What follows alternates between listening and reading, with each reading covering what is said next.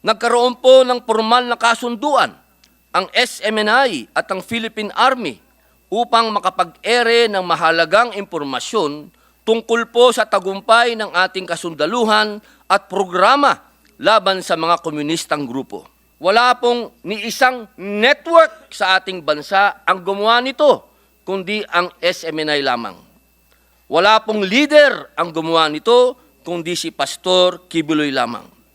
Hindi ko lamang po talaga maunawaan kung bakit paano nangyari sa isang programa lamang po ang may sinasabing paglamag sa pamamahayag, ngunit buong network ang tinamaan, buong network ang pinashutdown. Dahil sa desisyong ito, madamay pa ang iba pang mahahalagang programa at content na ume-ere po sa network, kabilang na po ang mga nilalamang pangrelihiyon o religious content. Malinaw naman pong pagsasagasa ito sa ating freedom of religion and freedom of speech. Kahit naman po sino na nakararanas ng banta sa kanyang buhay ay pipiliin ang pag-iingat sa paglabas sa pagpublikong lugar. Ginoong Tagapangulo at sa ating pinunong mayorya at sa lahat po ng namumuno at lahat po ng kabilang sa bulwagang ito na bumubuo sa Senado ng Republika ng Pilipinas. Mabuhay po tayong lahat, mga kasama, kaibigan, kapatid at kalaban. Sa init ng usapin na ito, natural lamang po na mayroon tayong makalaban sa paninindigan. Ang yumayanig ng mga kataga sa oras na ito ay ang contempt, warrant of arrest, objection, pagpipigil, pagharang. Ito po ang mga paksa natin ngayon. Ako po ay isang Muslim, inshallah. Ang relihiyong ko po ay Islam. Ang propeta ko po ay si Muhammad, sumakanya nawa ang kapayapaan. Ang karamihan po sa atin na narito ay Katoliko at Kristiyano at meron ding ibang denominasyon. Iba't iba ang pananampalataya natin. Ngunit sama-sama tayo ngayon dito sa bulwagang ito dahil tayo ay magkakasama sa gobyerno. Hinalal tayo ng taong bayan upang pagtibayin ang saligang batas na nagbibigay sa kanila ng proteksyon sa mga kalaban ng inang bayan. Wala pong kinalaman ang relihiyon o ating pananampalataya sa trabaho natin dito. Ang ating relasyon sa Panginoong may likha ay para lamang sa mga sarili natin. Ang posisyon na ating sinumpaang gagampanan ay nahubog sa kapayapaang inaasam ng taong bayan. Ang natatanging daan upang makamit ang katahimikan patungo sa pag-unlad ng kanilang mga buhay at kinabukasan. Ang kapayapaan sa ating inang bayan ay lagpas 50 taon nang binahiran ng karahasan, hindi lamang sa malalayong lugar, kundi sa ating mga syudad. 5 dekadang bumalot ng takot, pangamba, at huwad na pag-asa. Minsan nang nagkaroon ng karumal-dumal na ganap sa organisasyon ng armadong pakikibaka ng CPP-NPA. Libo-libo ang pinaniwalaang pinaslang dahil sa paghihiwalay ng doktrina ng Maoist at Leninist. Hindi ito nagkaroon ng formal na pagdinig diso sa sangay ng lehislatura at hudikatura. Naging matahimik ang gobyerno sa kasaysayan na ito. Ngayon po na muling nagkaroon ng panibagong yugto ang armadong pakikibaka, libo-libo ang nagbalik loob kasama ang tinatawag na teenage rebels, masa, pasabilis, magsasaka, maglulupa at manggagawa dahil sa pangako ng pangalawang pagkakataon na igagawad ng NTF-ELCAC. Noon pa man, kasama po tayo ng gobyerno na umiikot sa mga malalayong lugar upang hikayatin ang mga nailigaw ng landas at lumaban sa ating gobyerno. Nagtagumpay po tayo sa ating misyon at bilang pagpapalaganap ng magandang naratibong ito, nakagawa pa tayo ng pelikula upang magamit ito laban sa mga nagpapakalat ng propaganda na hanggang ngayon ay bumibiktima pa rin ng mga estudyante, mga bata. Isa na po rito ang pumanaw na si Hannah J. Cesista, isang abogado na kasama po sa mga napaslang sa engkwentro sa pagitan ng pamahalaan at mga rebelde sa Bohol. Itinampok po natin sa pelikulang pinamagatang Memoirs of a Teenage Rebel, sina Ivy Lynn Corpin at Ira, anak ng isang commander, mga kababaihang naging biktima ng pamumulestya, pang-aabuso, panghahalay ng kanilang mga kasamahan sa kanilang organisasyon. Makailang beses na pong umalingaw-ngaw ang tinig ng mga babaeng biktima na ito dito sa loob ng bulwagan ng Senado sa mga isinagawang pagdinig po noong nakaraang Kongreso at maging sa kasalukuyan sa komite ni Senador De La Rosa ukol sa nagiging recruitment sa mga kabataan ng mga komunistang grupo. Sa likod ng mga kaganapang ito, meron pong isang tao na gumamit ng kanyang lakas, enerhiya, at kasangkapan upang manindigan at magpakalat ng impormasyon kung bakit hindi nararapat na maligaw ng landas ang ating mga kababayan. Siya po ay si Pastor Apollo Kibuloy. Gamit ang network ng SMNI, siya lamang din po ang kaisa-isang pumayag na mag-ere ng pelikulang Memoirs of a Teenage Rebel upang makapaghatid ng mensahe sa mga kabataang tinatarget po upang maging bahagi ng armadong pakikibaka.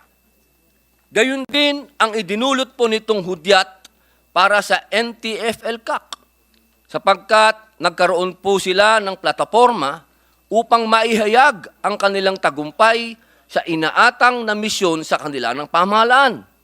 Sapagkat hindi lamang military operations ang nais ng NTF-ELCAC, kundi makuha ang puso at isipan ng mga biktima ng armadong pakikibaka. Ayon po sa kanilang datos, sa 89 na aktibong guerrilla fronts noong 2018, sa kasalukuyan po ay mayroon na lamang 11 na kung tawagin ay weekend guerrilla fronts. Ang ibig pong sabihin, hindi na po sumusuporta dito ang mga dati nilang mga ground mass bases. Nobyembre 2020 pa lamang ay binibigyan na ng suporta ng SMNI ang nagbalik loob na magkaroon ng plataforma upang marinig ang kanilang mga tinig sa ating lipunan. Hulyo 2021, sa pamamagitan po ng programang Laban Kasama ang Bayan, libre at voluntaryo po ang pagbibigay ng suporta ng SMNI sa whole of government approach laban sa insurgency na isinusulong ng NTF-ELCAC. At noong Setyembre 2022, nagkaroon po ng formal na kasunduan ang SMNI at ang Philippine Army upang makapag-ere ng mahalagang impormasyon tungkol po sa tagumpay ng ating kasundaluhan at programa laban sa mga komunistang grupo. Nais ko pong bigyan diin, wala pong ni isang network sa ating bansa ang gumawa nito, kundi ang SMNI lamang. Wala pong leader ang gumawa nito, kundi si Pastor Kibuloy lamang. At hindi lamang po yun.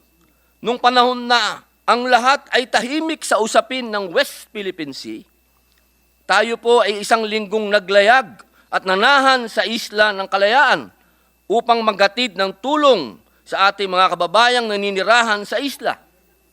Nagkaroon din po tayo ng pagkakataong makapagpatrolya sa karagatang sakop ng Isla ng Pag-asa.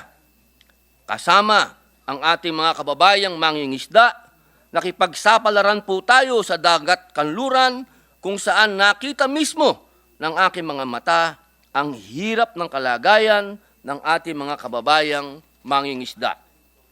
Tinawag ko po ang dokumentaryong ito na Isang Linggong Pag-ibig na aking inialok upang maiere sa mainstream media, maging sa mga government networks. Ngunit muli po, walang tumanggap kundi ang SMNI. Wala pong tumanggap kundi si Pastor Kibuloy, sapagkat siya po'y naniniwala na dapat mabigyan ng pangarangal ang mga mangingisdang Pilipino sa kanilang sakripisyo sa dagat kanluran. Ginoong Tagapangulo, hindi ko lamang po talaga maunawaan kung bakit paano nangyari sa isang programa lamang po ang may sinasabing paglamag sa pamamahayag, ngunit buong network ang tinamaan, buong network ang pinashutdown. Dahil sa desisyong ito, madamay pa ang iba pang mahahalagang programa at content na umeere po sa network, kabilang na po ang mga nilalamang pangrelihiyon o religious content. Malinaw naman pong pagsasagasa ito sa ating freedom of religion and freedom of speech. Ginoong Tagapangulo, sa puntong ito ay isa lamang po ang ating kahilingan para kay Pastor Apollo Kibuloy. Iyon ay mabigyan lamang natin, hindi po ng kapalit, kundi ng karampatang pagtrato ang naging serbisyo naman po ni Pastor sa ating bayan. Dagdag pa po nito, binibigyan pansin din natin ang mga banta sa personal na kaligtasan ni Pastor. Kahit naman po sino na nakararanas ng banta sa kanyang buhay, ay pipiliin ang pag-iingat sa paglabas sa pagpublikong lugar. Kailinsabay, paborito ang anunsyo ng Estados Unidos sa paghahain ng sakdal laban sa kanya. Natural lamang po na ingatan ng isang tao ang kanyang sarili kung nakakadama siya ng pag-atake mula sa iba't ibang puwersa at panig. Bilang paglilinaw, hindi po niya tinatalikuran ang obligasyong sagutin ang mga paratang sa kanya. Ang nais po niya ay sagutin ito sa tamang espasyo kung saan matatamo niya ang isang patas na pagdinig at paggalang sa kanyang karapatan sa due process. Higit sa lahat po, Ginoong Tagapangulo, ang akusasyon po laban kay Pastor ay nasa bakuran na ng kagawaran ng hustisya na kanilang isilasampa sa naaayong korte. Hindi na po magkakaroon ng saysay ang ating pagdinig sapagkat nasa kamay na po ito ng hudikatura. Nasa kanila po ang kapangyarihan upang magpataw ng desisyon at kung sino po ang inosente at kung sino po ang nagkasala.